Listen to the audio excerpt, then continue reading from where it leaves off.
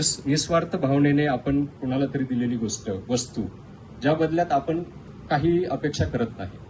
आपल्याला रक्तदान, नेत्रदान ह्या गोष्टी माहिती आहे, समाजामध्ये ह्या बऱ्यापैकी प्रचलित आहे. ऐश्वर्या रायची ऍड यायची की आपके जाने के बाद भी आप ये जिंदगी देख सकते हो अगर आप आपकी आंखें दान करते हो. बरोबर. तर एक असं इंग्लिशमध्ये म्हटलं जातं की what you take with you after your death is what you leave behind. तुम्ही मागे काय सोडून जातात याच्यावरती तुम्ही काय सोबत घेऊन जाताय हे लक्षात येते. तुम्ही तुमची कीर्ती मागे सोडून जात आहात, तुम्ही समाजासाठी काहीतरी देणं देऊन जात आहात. महाभारतामधील कर्णाचंही उदाहरण आपल्याला सगळ्यांना माहीतच आहे. आणि आता जसं साहेबांनी सांगितल्याप्रमाणे बौद्ध धर्माच्या जातक कथांमध्ये देखील भगवान बुद्धांनी भुकेल्या वाघिणीचं तिला अन्न मिळावं म्हणून स्वतःचं शरीर दान केल्याच्या कथा आहेत.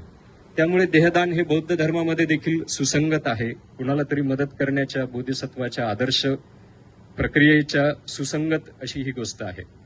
देहदान कोण करू शकतं तर 18 वर्षावरील कुठलाही प्रौढ व्यक्ती हा देहदानाचा संकल्प करू शकतो. 18 वर्षाखालील जर मूल असेल तर त्यांचे जे सज्ञान पालक असतात ते देहदानाचा त्याचा फॉर्म भरू शकतात. तर देहदान 18 वर्षाखालील व्यक्ती स्वतःच्या मर्जीने करू शकत नाही, कारण ते सज्ञान नसतात. तर 18 वर्षावरील कुठलीही व्यक्ती देहदानाचा संकल्प करू शकतात. मग देहदानाच्या दोन पद्धती आहे. एक, समजा आपल्याला वाटतंय की आपला